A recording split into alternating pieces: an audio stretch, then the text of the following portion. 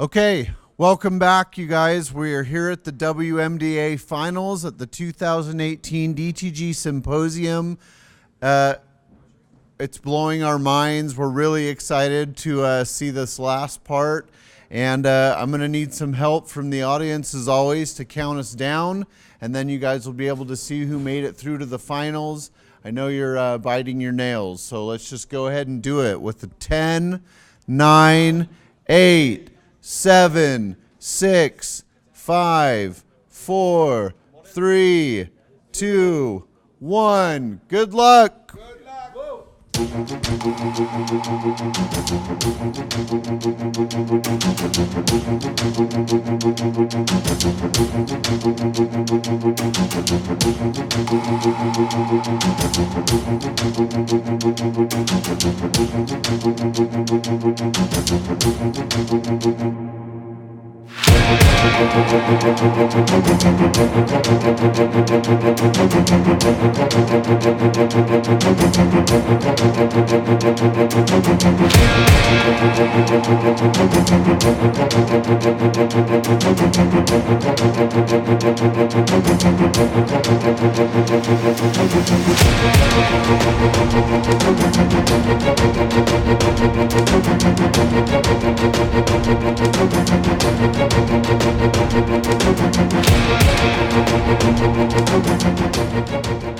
All right, you guys, we're going to announce who's moving on to the WMDA Finals. So we're going to start with the removable division. We're going to have all the removable contestants come to the stage. Okay, so the judges have deliberated, and I do have the results in my hot little hands. I said that yesterday, and it sounds weird. And I'm nervous for everybody. I love this part, and I don't love this part, but here it goes, okay? All right, so without further ado, and in no particular order, the first person moving on to the finals is Renata Vano.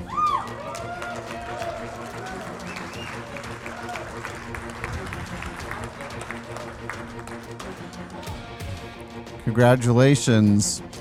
And the second person moving on is Robert Hicks.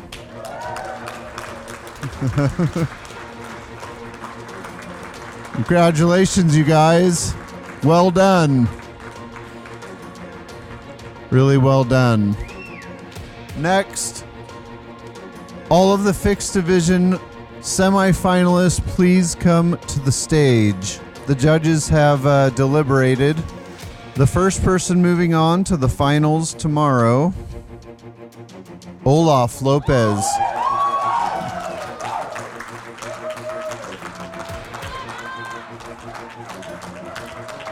Viva Mexico!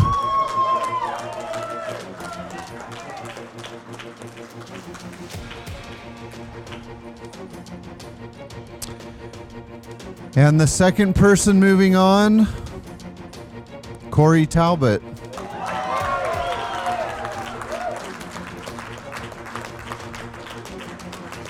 Good job, you guys. Everybody did an awesome job. The scores were very close. Thank you, everybody. We will reconvene tomorrow for the finals. It's going to be another great day.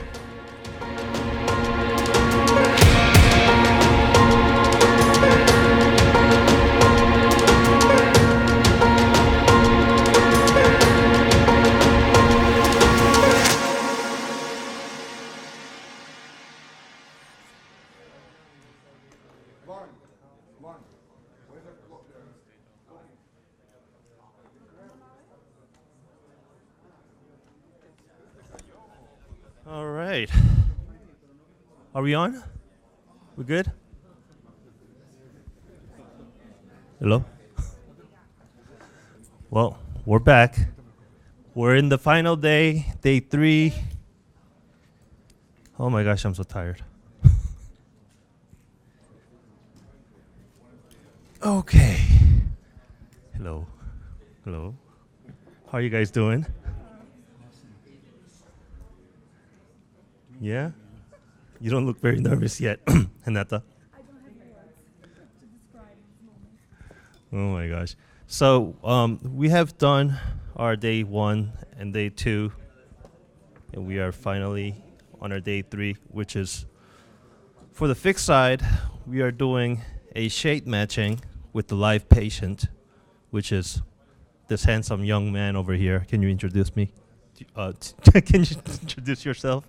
My name's Andy Larson. I'm a dental technician from Salt Lake City, and it was interesting because I've done so many custom shades, but it's kind of funny when everyone's staring at your teeth for the first time. So, never had one taken, right? Yep.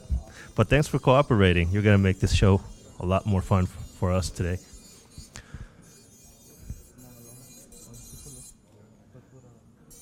So, Corey, how you doing, Cody? I'm doing good. So, it was a very, very big surprise when they called your name yesterday. Yeah, I did. Yeah. I didn't. Well, I mean, I couldn't believe it. Thank you. It's, for me, it's just it was a big surprise because I know how talented all these other guys really are. Mm-hmm. And I've idolized them for so long, and I've called up some of them as my mentor and, in different things when I was switching over to this porcelain system, trying to find the right colors and how to get it to match. And so I've worked with Dane and Jared and just different people, and then I've seen a bunch of them just on their posts on Facebook, and so that's what caught me off guard the most, knowing that I was competing with some of in my mind, the elite in the field, and then I did a good job. You kicked their butt. Yeah, I wouldn't say that. I saw their work. They did great work. I just happened to pass them probably on a little point here or there. I did. I mean, you did. Hey, Eugene's back. Yeah. How are you doing, Eugene? I'm excellent, man. Are you feeling better? I am. Yeah. I'm doing great. Thank you. I heard you were crying a little bit this I morning. was, because you weren't around. Yeah. And I'm sorry about you not making up to the final round, Eugene. You know what? But one day, when you get better, you could give it another shot. I think I should. Yes. I think, I had a great time doing that. But more importantly, I think it's a great competition. Mm-hmm. I think the amount of talent, myself definitely excluded, that's here is just amazing. And I was truly honored to be able to compete next to these guys. Mm-hmm.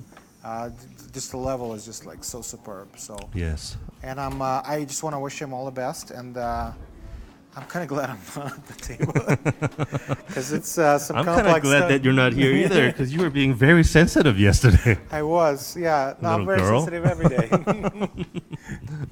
I was going to write a big note and put it on my thing and it said, "Step, go away." Oh my gosh. You know that wouldn't bother me at once. Yeah, nothing bothers you. I know that. That's why I would have wrote it. All right, and here's Olaf. Olaf has a very specialized ceramic tray. It's a new generation ceramic tray, specifically fabricated for technicians on the go. Mm-hmm. Yep. You know what? At first, when he used that phone in the first day, I think he was using it because he didn't have a tray that was prepared for him. He couldn't borrow one or some other stories. But now that others are all eliminated, he could have borrowed one. Yeah. But he's sticking with the phone I think because it's all like about his style. Lucky charm now. But look That's at these guys. Charm. I mean, literally, we have the two finalists, right? Mm-hmm. One guy is dry stacking. Yep. And the other guy's using a phone for this thing. It just shows me that it's not all about the toys, right? Yep. It's about raw talent. So that's right. I'm truly impressed. So yes. Good luck to you guys. Thank you.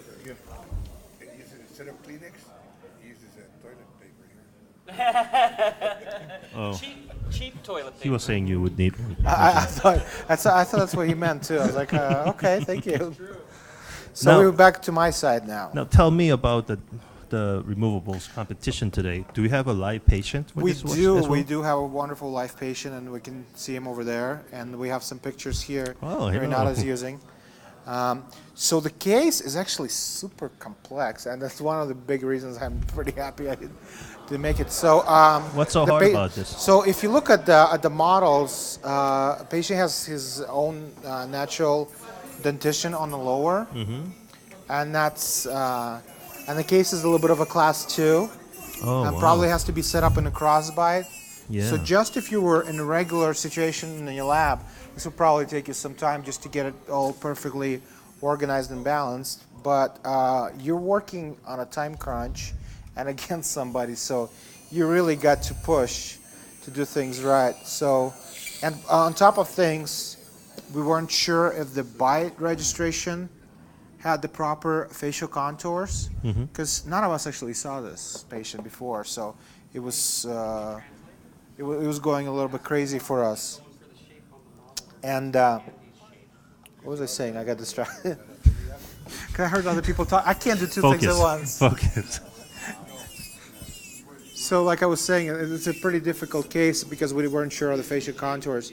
So the competitors had to initially visualize the bioreams that were provided intraorally and adjust it kind of somewhat to what they thought the patient would need. So it's, to be honest with you, it's a really, really difficult situation to be in. So I really hope it works out for all of them.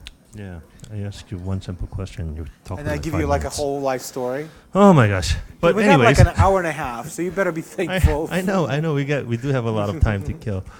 So here I want to say hello to the previous champion, Renata. How are you doing? I'm good. So you're back at the third round for the second consecutive year. How do you feel? No, third. Third. Oh shoot! 3 times here. That's right. This is your third time. Yes. Do you think you're gonna win this again? But this is the worst case because it's more complex, no? You're welcome. Yes. This is I'm in lab now, just like in the lab. Yeah. The same. But today you're starting with the anterior teeth. No, I'm not staying yet. Oh, okay. Okay. Nice. You try to make for him exactly what he asked me. Okay. Okay. So the patient asked me his smile the way that it is. So I'm working on this. Okay. Okay. Awesome. Good job. Yeah, dude, honestly, this is like, it takes the best of the best to get this done. Really. Making me feel good there, buddy. You're welcome. Yeah. Yeah. You guys are doing great. Can I take a picture of Bob? Crap Yeah. out of myself. Yeah. Can you get out my way first? It looks like I've been here 2 hours. And we really truly have an international competition this year. We got representatives from the States. That's from- right. We have from USA, Brazil. we have Brazil, we have Mexico, and we have a Mormon. So this is We a have very Utah. very set variety here. It is now, Corey. It is now. Just take it, okay? Just take it. I know it's its own culture. Now, Eugene, Yes. I've seen Bob's work before, and yesterday when he finished the first round, I was like, second. the second round. Yeah. I was like, that's like best Bob's work ever. Do you think he's gonna top it? For this round, Yeah. He better. I don't know. I really can't tell. They better. He better. So tell me, Eugene, what is Yeah. Bob doing right now? So, if you look at the base plate, right, you see kind of different color waxes. You see a little bit of yellow. The yellow wax is a little sticky wax, I'm assuming, right? Yes. Just to kind of stabilize the setup wax that he's using on there. Generally, when I set up cases, I use 2 types of waxes. I use a setup wax, which is a harder wax, but it's kind of like a dual consistency. So when you heat it up, it's really nice and soft and malleable. But when it starts to cool down, it becomes really, really hard and stiff. So it really stabilizes the tooth and occlusion. And then, but however, you can't use that type of wax for dressing the contours because it's really hard to work with. So the secondary type of wax you use on top of that is usually like a colorized or base plate wax, something like that. So that's what Bob's doing right now. And Renata, if you look, she's using a softer wax to place the teeth initially because it never really sets up, but it gives you an ability to move and rotate the teeth as you go along, and you can do it with many teeth as possible all at once. You're talking about that white The white rope utility wax, yeah. So, but however, what she'll have to do afterwards, you'll still have to inject hard wax around that, around the tooth just to stabilize them. And after that, she does her all build up and everything else. I see. But if you look closely, you see Bob's using there, he's a specialized centric pin for the articulator. It's a dual purpose pin. Me just looking at it. It stabilizes the technician by allowing him to open his beer bottle. Yeah, I need to use that secondary purpose right now. The primary purpose, if you look at it, it allows you to look at the central line of the setup without having to look from one side or the other. Right. You can look right straight through it. So I actually have one. Bob was gracious enough to give me one of these, and it's really, really wonderful to use. Bob created it, yeah. It's Bob's Midline Master. That's right. And I have known Bob for a few years now. And they're still available. And they're still available. Still, he has not gave me one yet. Well, I like them more and more every day then. But you know what? Today we have another new set of videos for 4 of these contestants. Oh, really? That's awesome. Yeah, so since we said our hellos to each and one of them, why don't we start with watching Bob's video so that you and I can take a little break. All right, let's go get a beer. Yes. Yes, I want some beer. I need stairs. Hi, I'm Bob Hicks from Hicks Dental Laboratory in Port Huron, Michigan. Port Huron, Michigan is right on the St. Clair River, right at the mouth of Lake Huron, and it's a beautiful place to be in the summertime. It's right across the St. Clair River from Canada, which we call in dental circles Mark Chan Land. Mark Chan Land? In the wintertime, not so much. Not such a great place to be. But we love it in the summertime. I've owned my laboratory for 37 years and been a technician for almost 40 years. So I've got a little bit of experience there. I guess the reason I wanted to get into this competition is I'm a full member of the DTG now, and I'm very proud of that fact, and I wanted to participate. But more than that, I think I was probably goaded by Dan Elfring to get in. I watched Dan and Carl Brown participate last year, and they looked like they were having a lot of fun, so I couldn't let them have all the fun. I think probably the person to watch in this competition might be Renata Bono. We met Renata last year, and the person to watch in this competition might be Renata Bono. We met Renata last year, and the day before the competition, she was really shy and very concerned about her English, and then she came up and bam, darn near won the competition, ended up in the finals. So her work is gorgeous. I've seen Mark Chan's work. It's beautiful. So is Dan's. So is Carl Brown. So people in this competition really have their work cut out for them. I don't really have a lot of expectations for myself as far as winning this. I'm going to have a lot of fun. But I will say this. I've got a few tricks up my sleeve. So my competitors should beware. I'll see you, and I'll be ready to go. These guys are quick. Yep. I mean, he's already got colors in it and everything. Well, it's not colors. I mean, This is their third day, so they know how fast of a pace they have to move. So tell me what they're doing. Are they matching a single central to a patient? That's right. Oh, I see. Yeah. They're using the same model and the crown that we were using for the past 2 days, 3 days, but just the color of it, we're trying to match it to the live patient that was sitting over here. He just left us. Because now he's sitting over there. Can't believe it. He's sitting there with a cup of water to hydrate the dead. Hey, it's not like he's getting paid for this, okay? So, Corey, tell me what you're doing right now. I'm adding some cervical translucency because he has just a little bit of a halo kind of around the gingival area. So hopefully that's able to pick up I'm still trying to cover the zirconia enough that it's not all that white showing through, so I have to have some dentin down there. But yeah, he has a lot of really masking colors and values and all sorts of things in his teeth. At first glance, it looks like a simple could be just a simple A1, but then he has a really opaque area gingivally, and he has a totally different shade at the incisal edge underneath a very transparent bluish gray.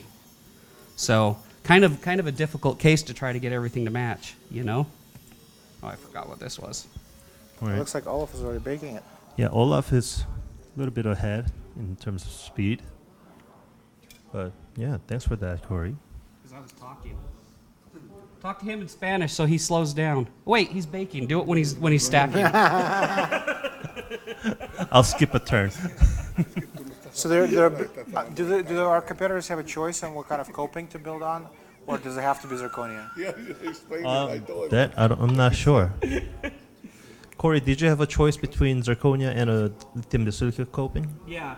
Okay, so they I did. see. And I went with the ZR because they didn't have all the shades in the Lisi here. They only had a very basic shade. I see. That's Okay. interesting. Yeah, that was So smart. tell me this. I saw the competitors at round 2, I think, or round 1. When they had the zirconia copings, they were using different colors on the coping itself initially to tone it down. Yes. So would that be one of the approaches that he could have taken here? Instead of He building could've. it up and denting all the way, he could have closed that up with some initial colors? Yes, he Okay, could I have. see. Yeah. Well, see, I'm getting to know this a little bit. Yeah, you're gonna be stacking pretty soon. Yeah, maybe You know not what, porcelain, Eugene, but maybe concrete blocks. I want to see you compete at the fixed side next year Yeah, I don't think so. and make a real good joke out of yourself. It's like having you compete on the removable. That would be. Oh my gosh, I'll be clueless. I'll be clueless. Can I ask something? Ask him. Well, he's not doing anything again. No, because he's got it. It's like every time I come visit Olaf, Cada vez que viene. he's either not doing anything or he's in the bathroom taking a break.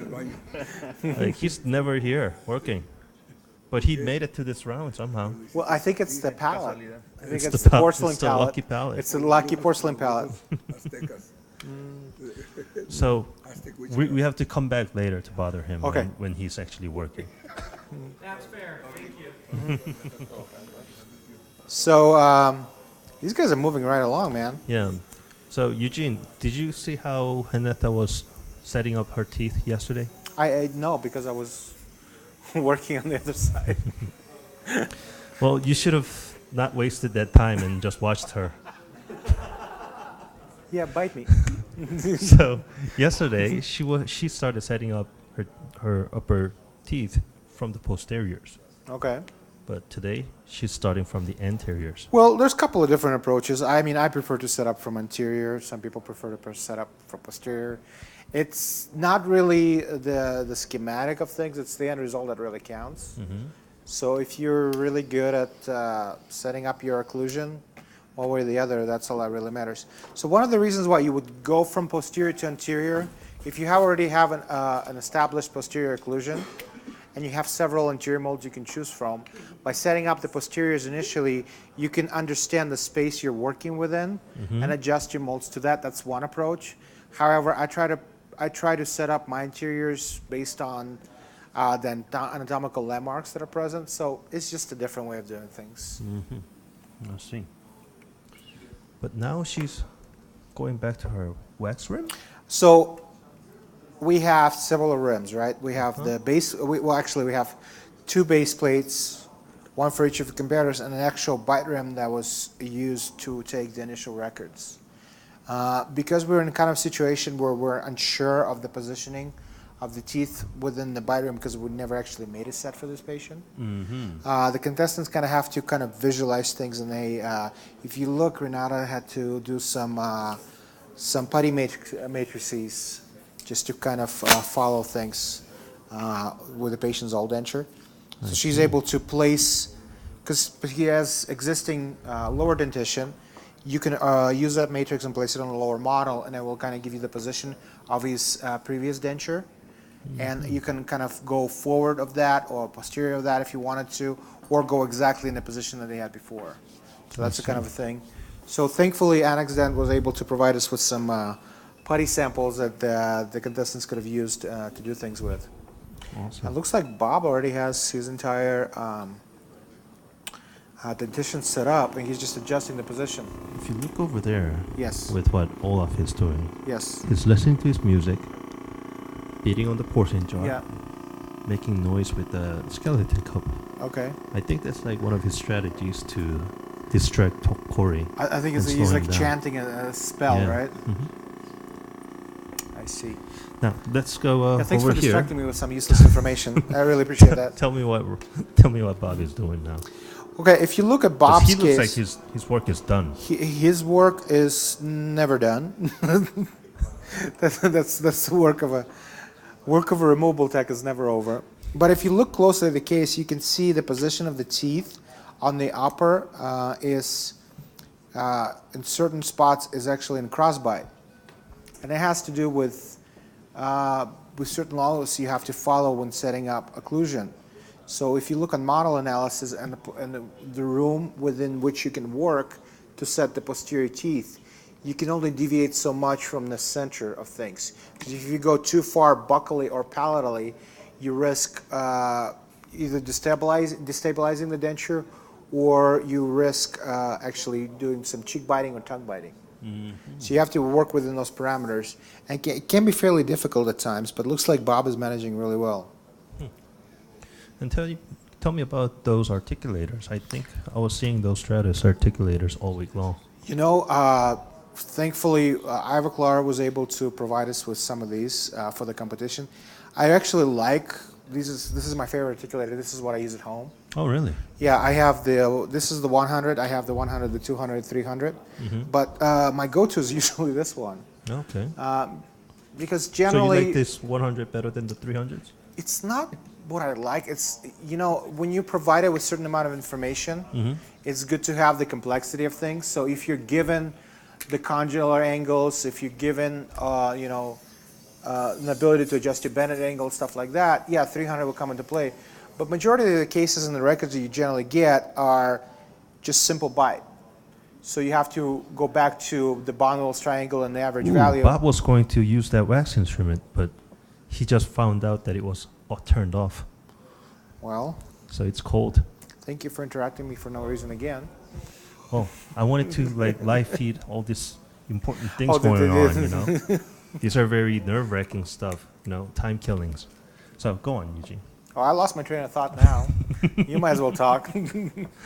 Well, since you know what we've been talking a little bit about Ivoclar's articulators. How about we play their videos? Oh, that's And a then- great idea.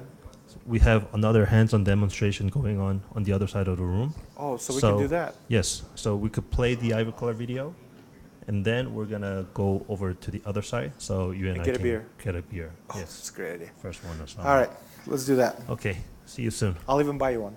Yes.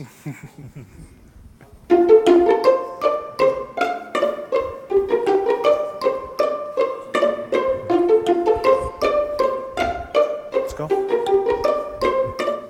Hi, my name is Steve Lee. I'm from California. And today I'm going to show you Sounds just my like you. spruing technique to eliminate the bullseye or grayish band around the full contour anterior restoration. So we have our full contour anterior restoration, and using a 8 gauge sprue to cut between 3 to 8 millimeter wax sprue. And what I do is I squish the end of the sprue to make it narrower like this, and then place it right on the lingual side of the tip of the anterior restoration here.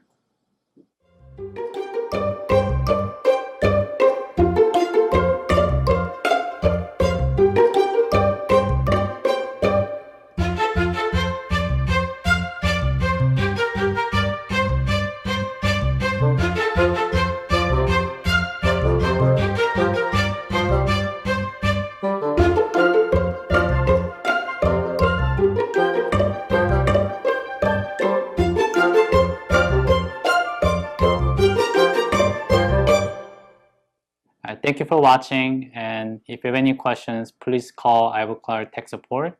And hope to see you at my upcoming courses. Thank you.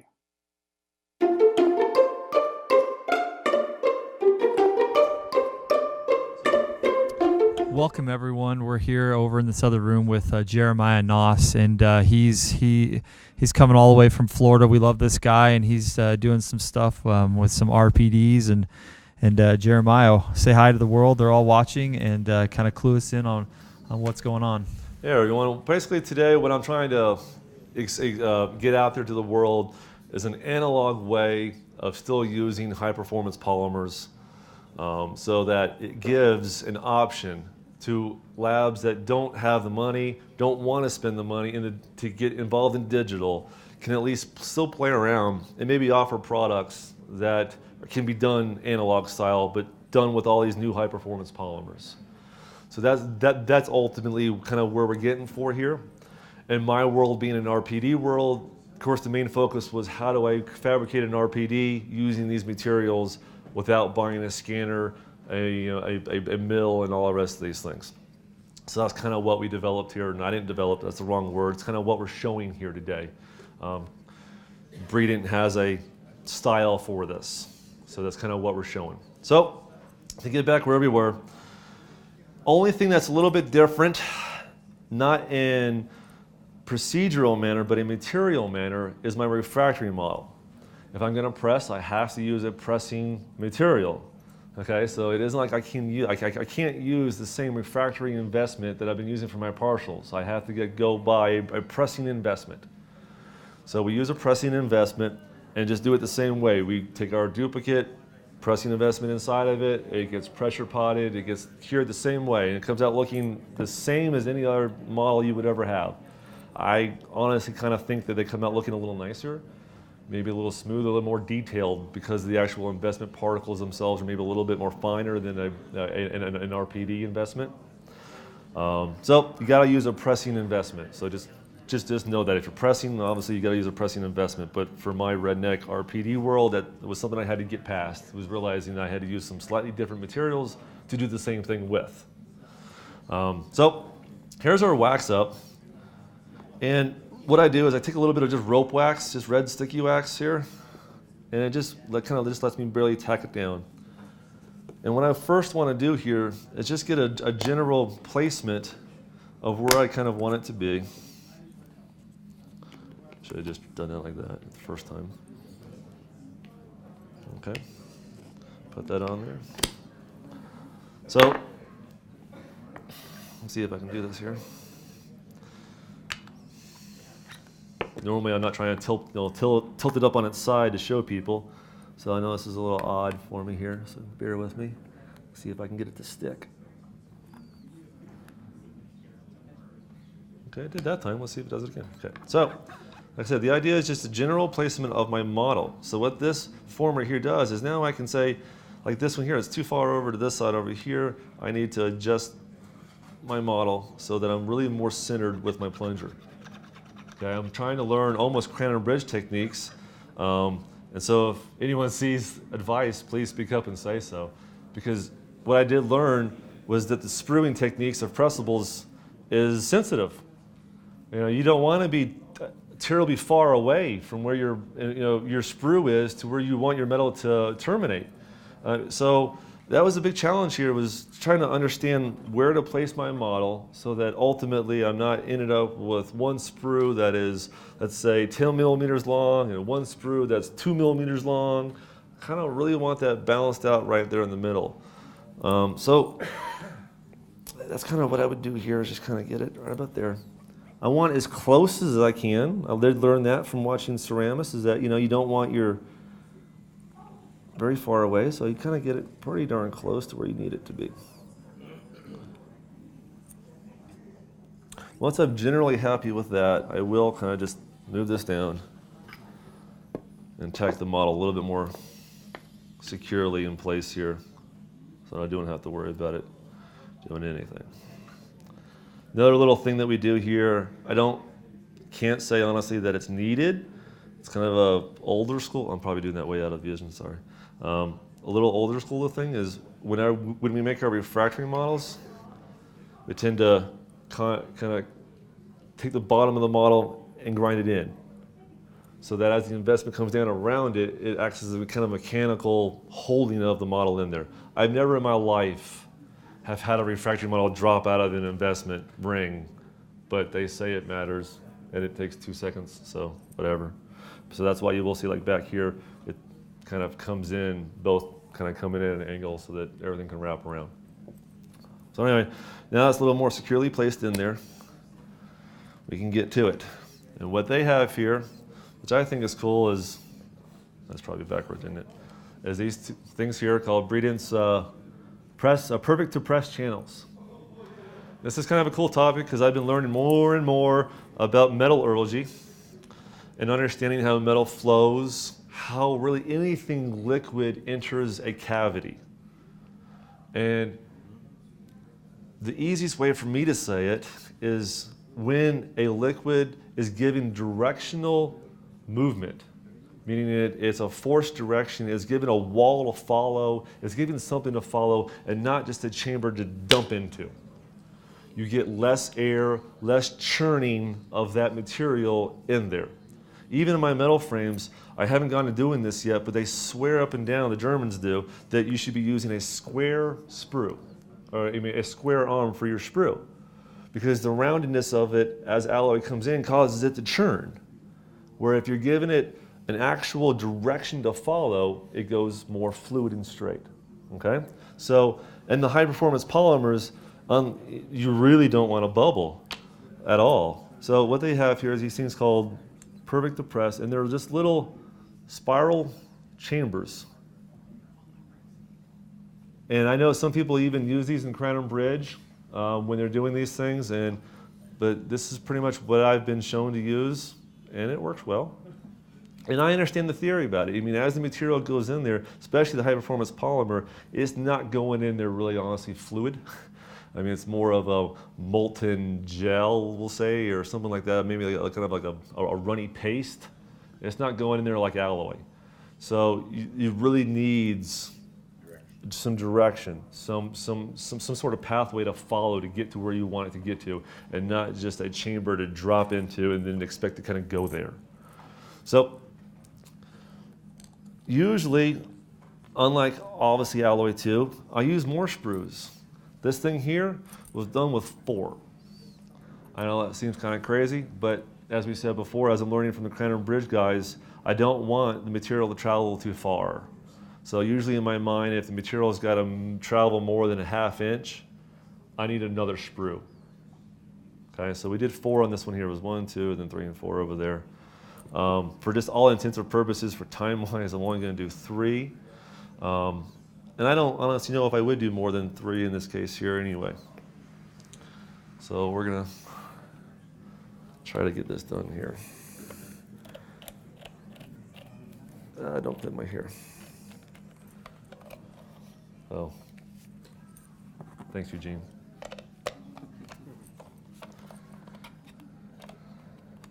Okay. So one of the first big mistake that I made when I did this is I thought, oh, cool, that piece there attaches to my wax up, right? No, that's a hard thing to learn. It's this flat area here. You can see from here. You want the spiral to enter into the wax up.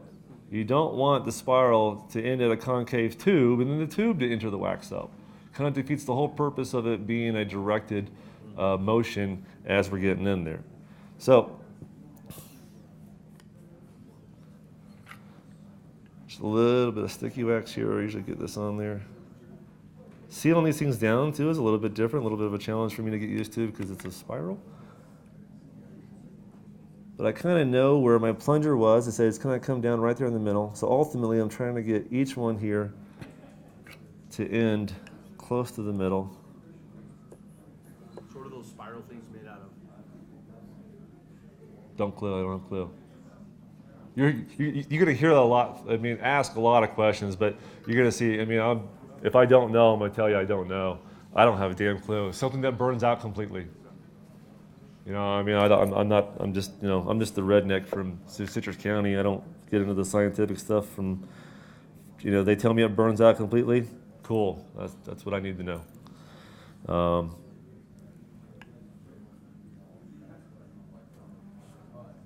that's from an old show.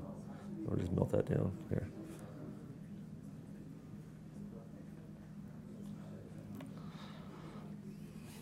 Now, one thing I had to realize too, learning from the way other people, looking at how people sprued up their pressables in a Crown and Bridge world, was looking to where they attached their sprue to the actual plunger site. Wasn't what I thought. It wasn't like normal alloy. I'm trying not to put that into his eyes. It wasn't like normal alloy where I could kind of. Now I'm standing next to Mr. Yuki Moma. How are you? How are you, Yuki? Good morning. Say hello to that camera. Hi, how are you? The world's watching you. So Yuki, you did a wonderful lecture 2 days ago, and then you did a heavy competition with Mitsu yesterday. How do you like the result? I'm very exciting. Yes? Yes. Who won? No. Both won. Both win? Yes. Both won? Yes. That's very unrealistic. But I remember you looked at me when you were having the competition, and nobody else was watching, and you gave me the sign like how easy it was. Was it that easy? Yeah, no, very difficult. Yes. Very Yes. difficult. Yes. Yes. Yeah. But you gave your best. Yes, of course. Yes, Yeah, I did. saw your Yes. crown. You look beautiful. Thank you so Yeah. much.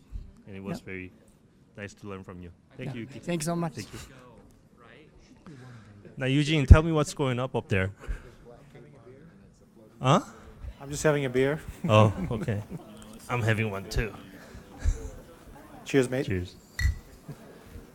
So, what's Bob doing? Bob's actually done with the setup, and he's doing the gingival contours in wax. 48 minutes. Yeah, I'm very pleasantly surprised. So he's doing very fast. I think they both are, man. I'd still be probably on my centrals at this point. Oh, wow.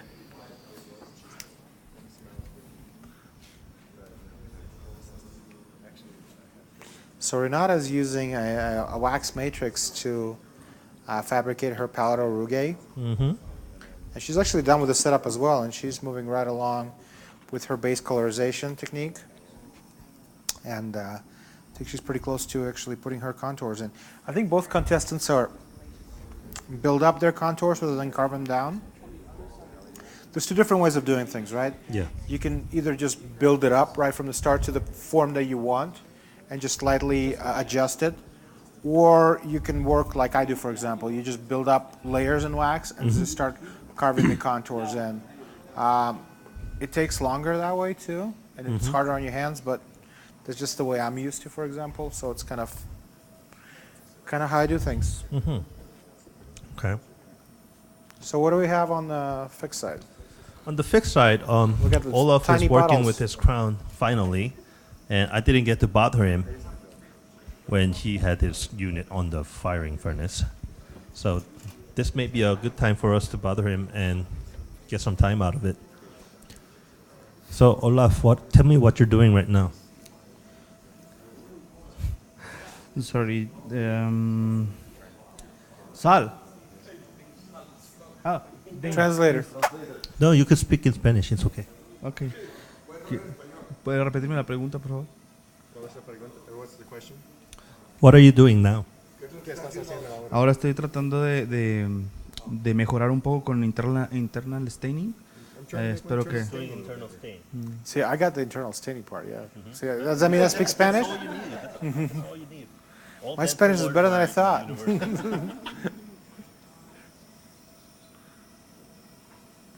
It's got a really expensive tray. It's high tech. So Olaf, are you a big soccer fan? Un fan de soccer? No. You don't watch soccer? No. And you have friends in Mexico? Not anymore. I am dental technician. My brother's here, and my oven and my pencils. I'm glad I have friends. Because he's making friends with ovens I'm glad and you feel brushes. that way. Yeah. So tell me, what's with those small bottles? What is that? Small bottles are stains. Oh, okay, that's why These it's are small. those are stains from Ivoclar called Ivocolor. Are they powder or liquid? They're powders. I see. And Olaf is taking them out of the jar and mixing it with the stains. On the phone. On the phone. Not a normal phone, a shattered phone. Now, Corey, how are you doing? Not as good as Olaf. He's been out for like, I think, 12, 13 minutes longer than I was. So. Oh, wow. I think it might. Colors look good, but I got to cut off that incisal edge translucency I have.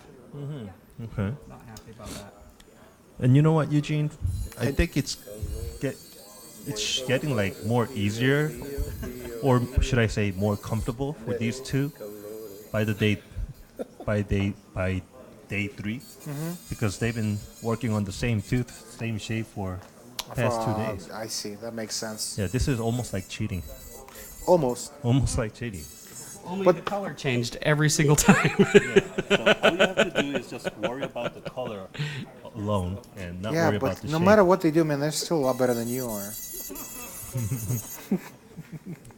So Corey, you are. Take that? Oh, I don't even pay attention to. So Corey, you are very cocky about how you were going to ruin everybody else, and you actually backed it up. Well, yeah. You are not joking at all. No, I was serious. That's the thing is if you laugh, people don't take what you mean seriously with offense. Yeah, he just offended you. Yeah. It's okay. I'm kind of used to it. I spend time with you all the time. With me, yeah, so. I know. Hey, Steph. I'm the most offensive person ever. I learned a new Korean phrase. Oh, yeah? What is that? Hanban makko chugle. I don't really want to know. I don't either. But you know what? We have another video for Corey. And judging by his old video, it could be a very funny one. Yeah, again. let's take a so look at we're that going to again. take a look at Corey's video now. Thanks. Oh, hey. I didn't notice you there. Hi. I'm the owner-operator of Transcendental Studio, this establishment. My name is Corey Talbot. Let me introduce myself.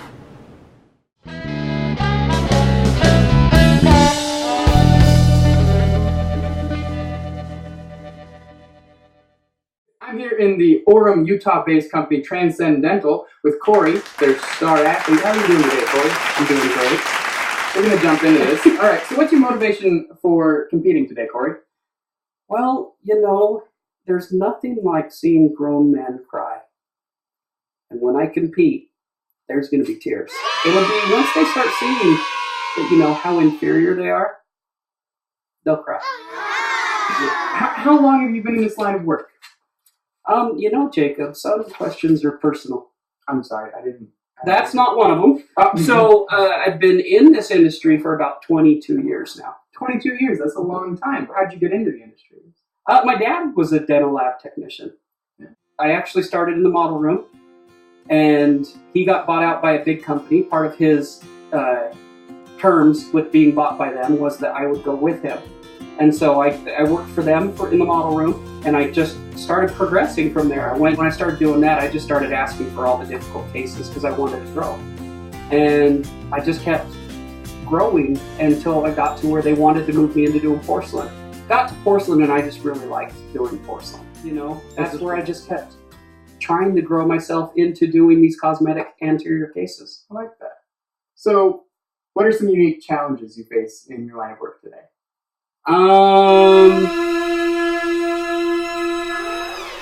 Like what? One of the hardest things that I deal with right now would be probably some of these low-end crappy labs. When they go and sell to the dentist, they're selling to them as a high-end lab. Everyone says they're a high-end lab. Yeah. Even if I know a couple labs, or a few labs that say they're high-end labs, and they're definitely not high-end. It's just when you go and talk to the dentist and try to sell your own product, they don't see the difference. They're just looking at the money difference. For example would be going to a mechanic. You don't know what kind of mechanic you're going to get. You know, if you're not a mechanic, you know, you just have to go in and tell them what kind of sounds your car was making. Yeah, and when back molars going, gaga, gaga, but the is a bit louder, so. That's right. So that's what it's kind of like for me, and that's some of the competition. And a so lot now of it's people. between low-end labs and high-end labs. What are you doing? What are you looking to accomplish? What I really want to have is I want to be able to have a company that cares about the patient. And I think that that's lost in the industry nowadays. It's all about the insurance crown, producing things quick. You know, I want a lab of people that care, and I want a dentist that cares. And you don't get that all the time. It's really about the patient and how they look and how the crown looks. Yeah. What makes a good technician is actually invisibility.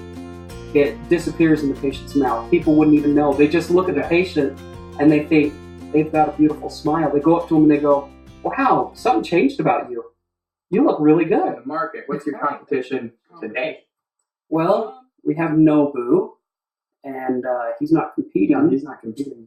So That was last year. Yeah. I don't have competition.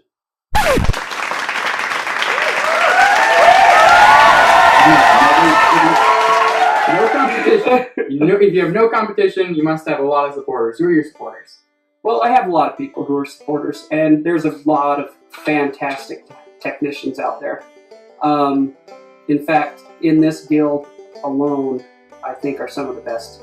A lot of the people that I've actually met through this guild have been my biggest supporters. I've gone through a lot of trials, a lot of hardships, and we had a fire in my building, and I actually had a bunch of technicians that were here that actually offered for me to go and work at their lab at no cost. They would cover all the overhead, and they were just gonna let me be able to produce my crowns at their place. That's nice. Pretty cool. It's really you know, and I've had other lab techs that I've been able to call up and be able to get information on how to do certain things, how to layer, how to stack. It's just been amazing. I would have to actually say that the guildies that I have here in this, the DTG guild, have been my biggest supporters. Besides my family. Family and supporters. I like that. Well, we're running low on time, so we're going to follow up with one last question. What is your inspiration for your teeth? I've seen a few of them. They're beautiful. And they're very aesthetically pleasing. You must have some sort of artistry. What do you think? I just really like nature. You know, most guys, when they're watching TV, you know, when they pause the TV, my wife looks at me and she just shakes her head because I'm pausing it right when it's showing a beautiful smile. And I'll run it through the slow motion, you know, or through the three-strand. Don't we all? But I just love how nature is. Not just teeth, but I've always loved nature. I love hiking. Well, looking at me, you wouldn't think that. But I used to love it a lot more. I love being outdoors, though. I love trees. I love rocks. I love the way that actually the mountains look like the anatomy of teeth. You know, like molars or bicuspids. You know, it's just the way that nature forms. But I love animals and just being out with nature. It's awesome. That's been a lot of what draws me in to make these teeth look beautiful. I like it. Well, Corey, it was wonderful talking to you. This has been Jacob Talbot interviewing Corey Talbot. See you next time.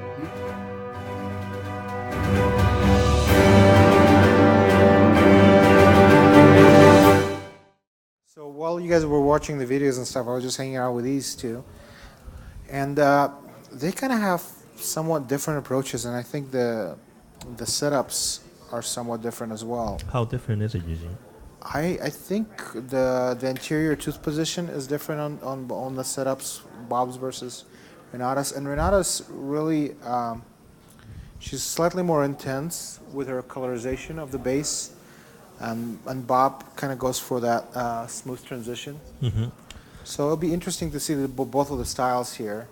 I mean, both are very, very impressive. It's just different And approaches. did you say their anterior teeth positions are different? Yeah, I think the anterior posteriorly, they decided to go with a different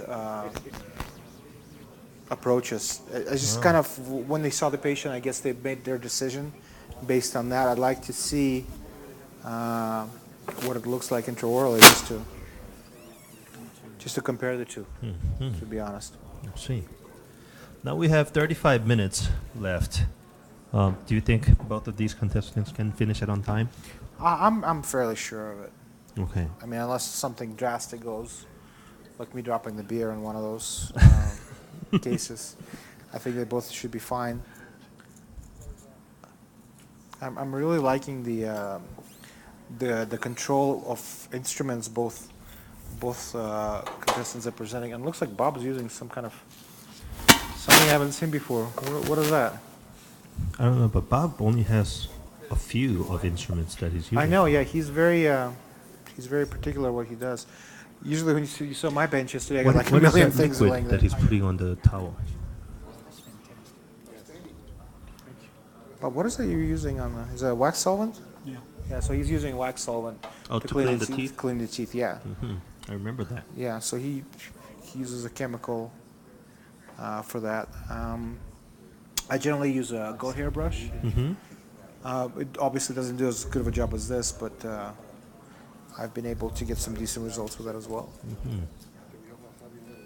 It looks like Renata's carving her mucogingival junction right now, just to kind of, she's trying to expose those initial colors she laid in there. So she has the base layer of wax, and then she puts the colors in, and then she has a secondary layer, and she just carves back to expose those colors as much as she wants. Cool. So yeah, those two are two different color. Yeah, features. very different approaches. So it'll be interesting to see what the final results are going to be like. And now, have you seen the patient? Sorry, I'm trying to find this color. Oh, so because she matched. compared. She used a tab on the patient to see which matches his natural gingival contours, and she's matching that with her wax set. Very interesting. So Bob's not trying to match the color at all. I don't know. Why are you asking me this? Ask Bob. No, Do I look like I'm Bob just to you? I'm just asking you to tell me what he's doing. Copying off Renato. That's what I'm doing. I'm just copying off. See, she did the work. He just. Glad to be Yeah.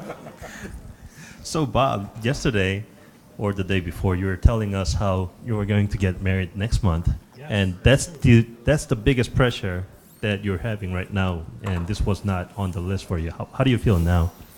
Yeah, that's not the same. It's different now. Yeah. So a lot more pressure now? I don't usually make dentures in front of cameras and a bunch of people. Yeah. You know, now the whole world is watching you. It's kind of fun, you know. It is.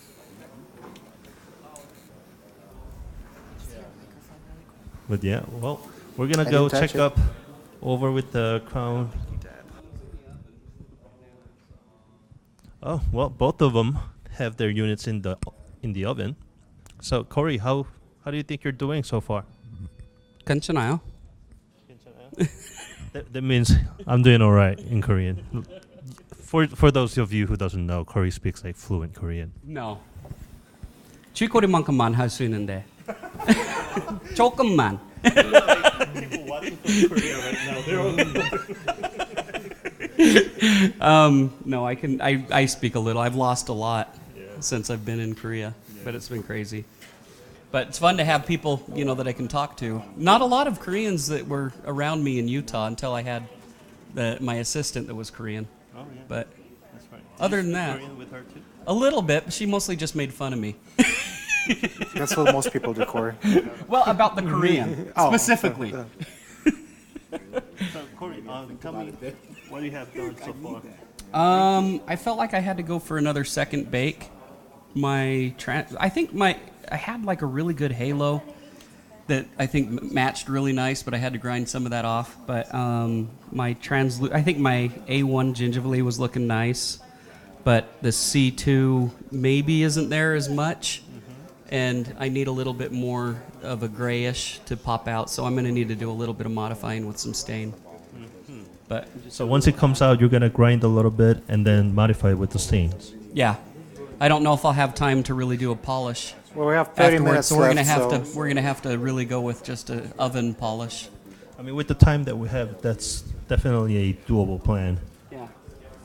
And you know his texture is pretty smooth. He has pretty glossy teeth. So an oven bake, I think, kind of glaze might work out pretty good here. Good. Well, good luck to you, Corey. Is this like a beer stain? So I found something interesting here, Eugene. You have? Okay. Yeah. I thought that was Olaf's phone, but Olaf actually has a phone over here. So Olaf, do you have two phones? Yeah. So are you actually using this only for porcelain? Yeah. So is this phone working? Yeah. Wow. So you have two phones, and you carry two phones, but you carry the other one just for porcelain. Oh yeah, it's working. Yeah. Yeah, but no battery. But no battery. Okay, tell us what you have done so far. ¿Qué es lo que has hecho hasta ahorita? Ahorita solo staining interno y espero que salga como quiero. I hope it comes out like he wants to. Mm. You have used Emax, not Emax, I'm sorry, Ivocolor stains, and then you used GC ceramics. Is this something that you do in your own work? Estás usando Ivocolor los stains y Sí. sobre DC. ¿Es lo que usas allá en tu trabajo? Tengo varios sistemas y regularmente mezclo algunas veces las marcas y no pasa nada. I got a few systems and it doesn't, it's no problem. Yeah, makes no noise. Oh, so all right. I like to mix my drinks too. But we have a video for Olaf, and we're gonna watch the video, and we're gonna come back and see more of the dentures. Whatever you say. Hola, mi nombre es Olaf López. Soy de la ciudad de San Luis Potosí, en México. Una ciudad que inspira a quien la visita y quien vive ahí, pues ni se diga. Soy una persona muy afortunada por estar aquí en este momento, por compartir con ustedes y porque hace 16 años comencé mi vida profesional como técnico dental. Una situación que fue fortuita, realmente no fue algo que yo pensara, de hecho tenía muy poca información al respecto, pero de verdad que estoy muy agradecido con la vida por ponerme en ese lugar, ya que aprendí a crecer como persona, a conocer gente de muchísima calidad. Muchos de ellos incluso están aquí en este momento. Son gente que a lo largo de mi carrera profesional me han construido tremendamente, han aportado cosas muy positivas para mi vida y han dado un giro completamente a mi forma de pensar y a mi forma de ver la vida. Hace algún tiempo hice un proyecto en conjunto con dos amigos de la Ciudad de México y fue bien bonito porque cambió completamente otra parte de las perspectivas que yo tenía de este trabajo, que resulta ser que íbamos a lugares de difícil acceso en México, para ser preciso en comunidades indígenas donde no había salud, donde no llegaban médicos. Entonces me invitaron a ser parte de ese proyecto y me di cuenta que con lo que yo hacía cambiaba la vida de la gente, y eso diariamente ha sido para mí una motivación tremenda, el saber que mi trabajo no solamente me da de comer, le da de comer a mi familia, sino también cambia la vida de muchísimas personas. Para mí es un honor estar aquí, es para mí un privilegio estar al lado de varias gente de muchísimo talento. Me pedían que les diera un mensaje a mis adversarios en la competencia. Simple y sencillamente espero que tengan mucho éxito, espero aprender mucho de ustedes también, espero yo aportarles algo. Y también espero, y muy importante, que la comunidad latina en Estados Unidos vea estos foros como algo que les puede abrir las puertas para integrarse mejor al ámbito dental. Creo que es importante hacer presencia, y para mí fue muy importante levantar la mano y decir, bueno, ¿por qué no? Hay que hacerlo. Como me dice mi buen amigo Dane Barlow, hazlo. Y pues aquí estamos haciéndolo. Agradezco a mi familia, a mis hijos, a mi esposa, porque sin el apoyo de ellos, pues definitivamente no podría estar yo aquí. A Bon por hacer este movimiento un movimiento mundial y que esté en boca de muchísima gente, de hacer que este movimiento sea una inspiración para otras muchas más personas, y creo que vamos avanzando a un muy buen paso y creo que vamos a hacer cosas muchísimo más grandes. Muchas gracias por estar aquí, gracias por la oportunidad de permitirme participar, y adelante, hay que hacerlo. So we're back. And it looks like our contestants are moving right along, to be honest with you. To be honest, I'm really surprised, because we have about close to 25 minutes left on the clock, and they're pretty far along on the removable side. It's looking very promising for both of them. And What is he doing? so it looks like Bob is using a Robinson brush to create a stippling effect on the wax. And you see how he's going in approximately, what was that? Medium? Hard. Hard soft. Hard soft. It's a hard soft brush. It's a special kind. He's using a hard Robinson brush. And if you look closely, he's going approximately, and he's taking care of not to get too close to the frigingula. So it just kind of mimics the natural stippling effect. And Renata is currently carving her palatal anatomy in, palatal rugae and the Raphne palatini. Look, see, I know anatomical names now. Maybe you should teach. Maybe you should work. Maybe I should make some money. So yeah, very cool stuff. What do we got on the fixed side step? Not much going on the fixed side. There's two guys with their phones and some snooping powder. around. Corey's still not doing his work. Did you interview any of the people standing around? Yes, a couple I have. Oh, okay. Oh, there's one I've been wanting to interview. Okay, let's go interview the one you wanted to Greg interview. Myers. So throughout the meetings, we've been seeing these cool rings on a few of the Oh people. yeah. I actually have one. I didn't Yeah. bring it with me. Are you wearing one right now? No, I left mine at home. Greg also gave me one too. But here, say hello to the cameras, Greg. How you doing? Hi. Hello, camera. There's like more than 38 countries watching us right now. I know that. Yes, I'm familiar. Okay, you want me to look here or at you? Show Sure. him the ring. Sure.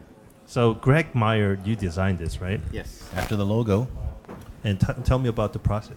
Well, I just enjoyed the logo a lot, and so I just started waxing some evening and just kept moving on it. And it took me a while. You know, you make mistakes and cut things back, cut it away, and keep going. And finally found a style or a shape that I liked, and just kept moving on it. And then I started knocking teeth out. Okay. So that was kind of fun. And this one, he's got all of his teeth, but some of them have bullet holes and lost teeth and crazy head. Yeah, those are really cool rings. So thank you. I always display it in my lab. Well, thank you, Greg. Giving them to friends. Well, I know. Thanks. Thank you. Okay, Eugene, tell me what's going on up there. You know, just more of the same, pretty much. They're just really putting a lot of detail into these wax ups. Something you don't generally see on everyday kind of work, which is also very surprising compared to the time that we have to do this. We have 21 minutes. Yeah, 21 minutes left on the clock, and I mean, it looks to me like Bob is almost there. Bob wants a beer, he says. Okay, we should get Bob a beer. As soon as I'm done.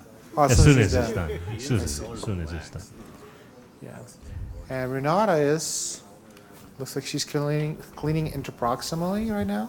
Oh. And doing some more detail work. yeah, and looks like majority of her contours are done as well.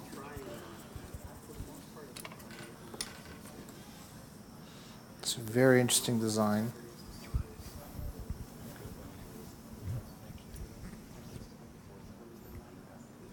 Beautiful, beautiful work. Very beautiful. Corey is still waiting for his unit to come out, and we are going 20 minutes. Well, do you want to maybe take a little bit of time and take a look what's going on in the demonstration room? Yes. Because from the sound of it, looks like they're going pretty nice up there. Yeah, it sounds like they're still doing something. Let's go take a little peek of the hands-on. But right before that, we have another sponsor videos to play. Awesome, sounds great, man. We could play one of those.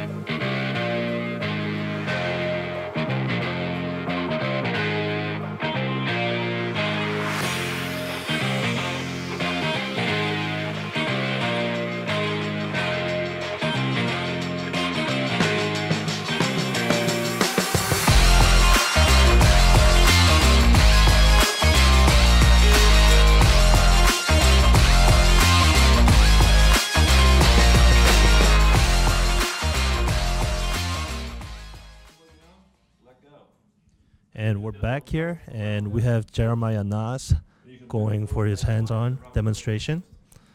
He's a very rare frame guy, so we want to see what he's doing. Okay. It can a little bit, yeah. I mean, it's one of those things you have to tell the doctor. If they're going to really want something that looks like it was never fixed and never touched, they're going to have to buy a new one. But if they don't want to spend that kind of money, then there is a way of patching it. But you're just patching. You know, you really still have a connection of acrylic to the flexible material that's still going to collect bacteria and all that kind of stuff because it's not really bonded. But it's a temporary fix if you had to have one.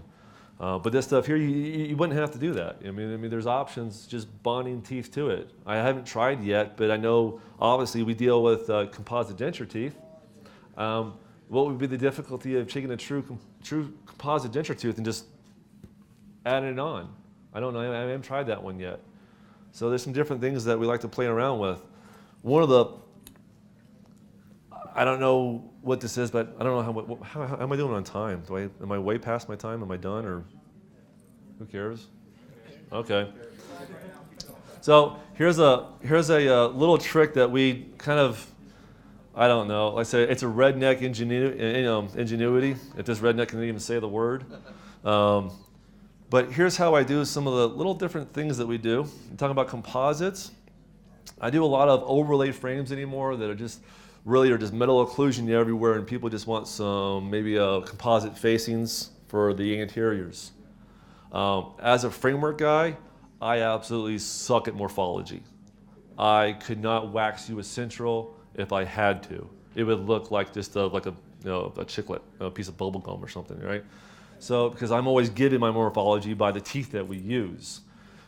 During this time, I've been trying to figure out how, on these overlay cases, do I provide 6 to 11 that look like 6 to 11. I've tried just taking denture shells and building up with tooth-colored acrylics. They all suck. over time. They all just, it wears down and they all look like crap because I'm trying to develop morphology that can't do, okay? So what I started doing is I would take my denture teeth that I was using in this scenario and I make a buccal index of them, squeeze them in, okay? And this is usually the setup that I would have already used to kind of diagnostically make my framework and the setup from. In here, I don't know if it's needed, but I take usually a little bit of dilube. I probably shouldn't, okay? But someone's gonna kill me for saying that.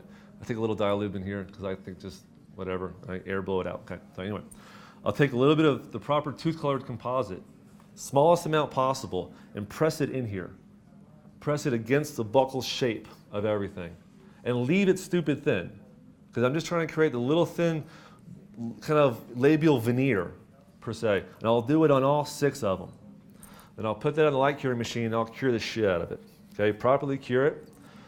I'll take each one out with a diamond, kind of roughen up the back. Set them all there. You have your framework, has all the metal linguals built up, beautiful metal linguals, right? You see, you want to replicate that. I'll take some composite after priming the metal framework correctly, push it against, I wish I had pictures, but push it against the facing that has like a little bit of retention against it. I'll pick up one of my facings from the front and just like a denture tooth. And we're here back again. With 14 minutes. Oh man, that's 14 minutes down. left. But I gotta tell you, man, it looks like they're almost done. And Corey's over here, like, checking his work. Yeah, with he looks patients. like he dropped the crown almost, huh? Oh, wow. Mm-hmm. Doesn't look too good, does it? Yeah. Yeah. As a commentator, I don't want to talk too much about his work, but yeah, he needs some work. Yeah. He definitely needs I mean, some I work. could do better, definitely.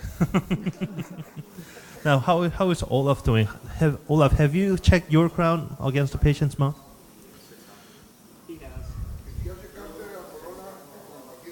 Yes. Yeah. Yes. Yeah, our translator is like chowing down like there's no tomorrow. Yes. It makes it a little difficult to communicate. And I was very hungry. You know, you gotta share the wealth, brother. You know. It's making me more hungry with that thing. Okay, looks like Olaf is doing. So all these staining shades, on man, the that's super surface. complex.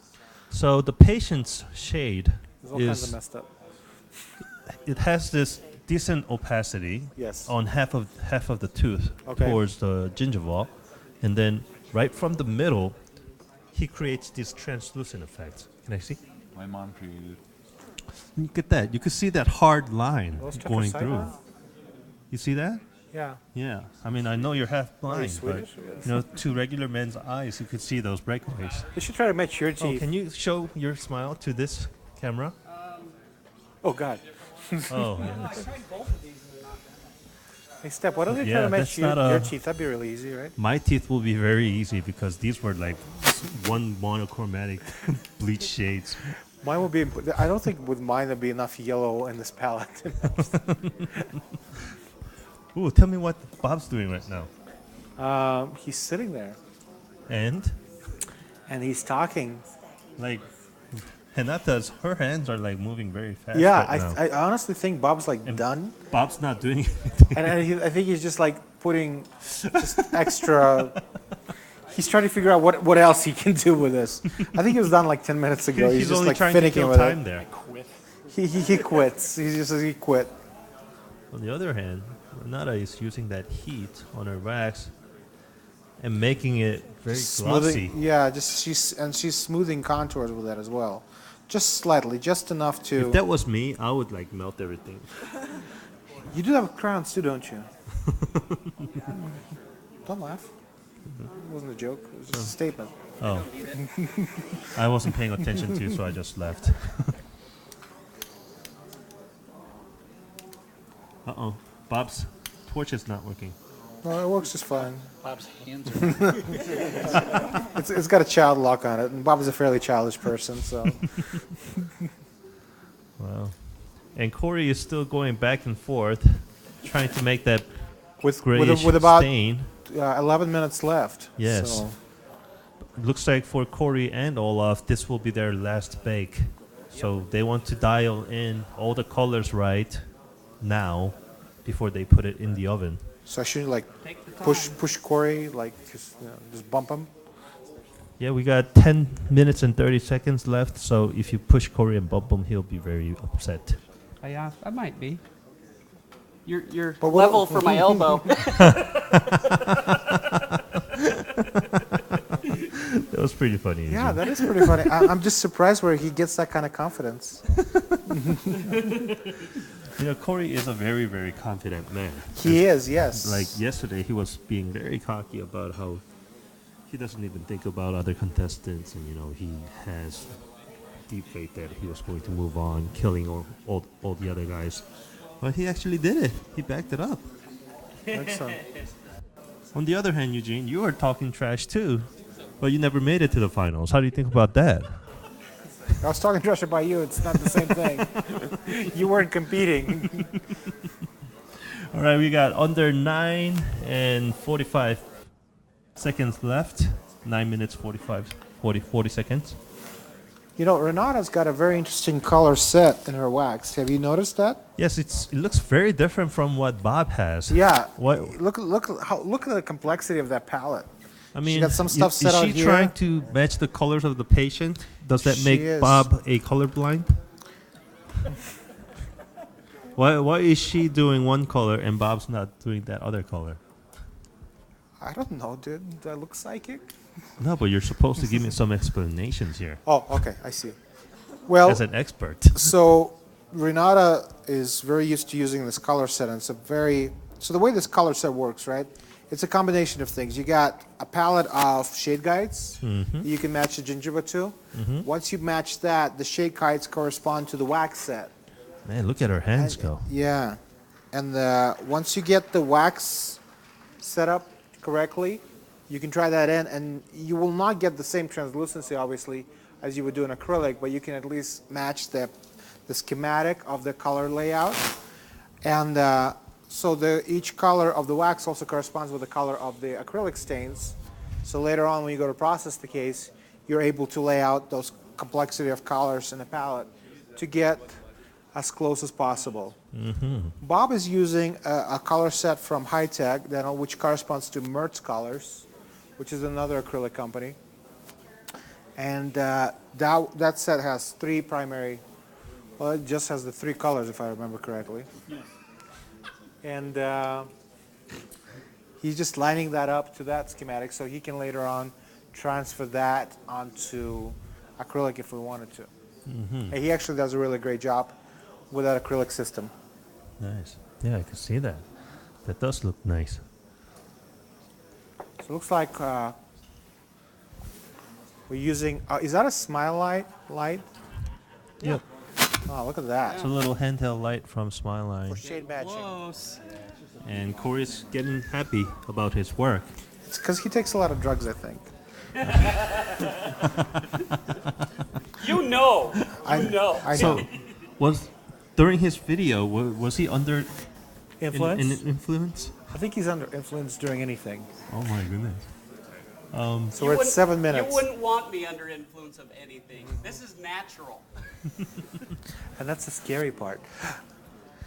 So it looks like Olaf is still laying stuff up right at the incisal edge. Is he trying to create like a halo effect? Right now? What's going on? Yes, he's trying to... No, right now he's adding more shade. He's actually... I think he's using ceramic porcelain to add length. I think there was a spot where he was too short for his So do you think he'll be able to go back and reduce it if it's too long after adding it, or are we? No, we're he about doesn't have almost time. like 6 He minutes, doesn't 30 have time seconds for left. that. Once that thing goes in the oven, that's it. He's done. Corey is working with stains, purely stains right now. Yes. So with stains, if he wants to do a glaze, he's going to have to do a baked glaze, right? Yeah. Okay, because of the time constraints. Mm-hmm. I Yep. see. It's See, going to be glazing and staining at the same time for this bake. Just with the temperature alone. Yes. This is the last bake for both of them.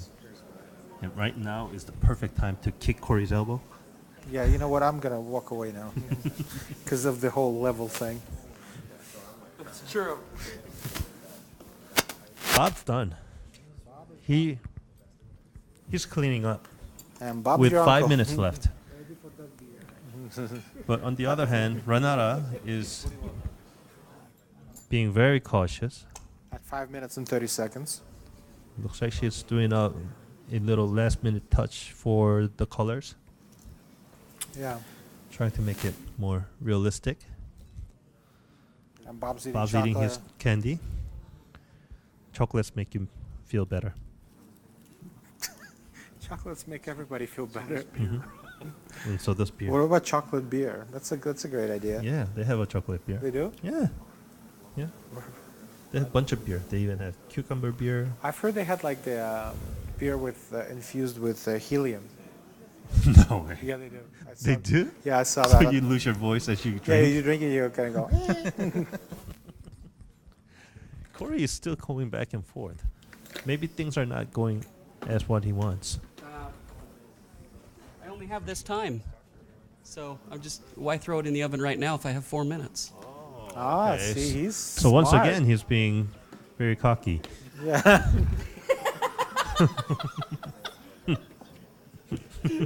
That laugh scares me, to be honest. Just the look of I'm Corey very scares comfortable me. right now. And I think Olaf is doing the same thing. You know, taking his time since it's going to go in the oven for the last time. They're going to use the full 4 minutes that they have And I left in think their as hands. far as the competition rules are concerned, if the crown is in the oven by the time the time runs out, you're good to go, right? That's right. Okay. As long as you press that start button before the time runs out, you are fine. So that makes it a little bit easier for these fixed guys. Hmm. Now, you know, as our history of WMDA on the fixed side, there were always the Asian winners. Yes. It was You've always said the that like Asian 50 winners. million times already. But this year, there was none. Because there's no Asians competing. Yeah, there was no Asians competing. So you actually might have had a chance. So we're left with these two. But in the if you think about it a little differently, you could almost think of it as the international challengers were It is. winning. I mean, we literally have competitors from several countries. We have 2 competitors from the U.S., competitors from Mexico, and a competitor from Brazil. So Yeah, so by that theory, if an international challenger should win, they would left with Olaf. And on the removal side, that would be Hanata. Then we're going to have, on both sides, we're going to have South American winners. Excellent. What do you think about that, Eugene? Yeah, because I don't think Mexico's in South America, though. It's central, but, you know, it's not north. Okay. Let's bring the trophy home. Trophy home!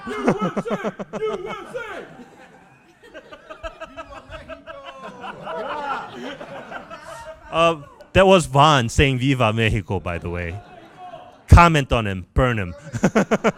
We have 2 minutes and 30 seconds left. And Bob's done. Bob's So waiting. let's focus on Henara.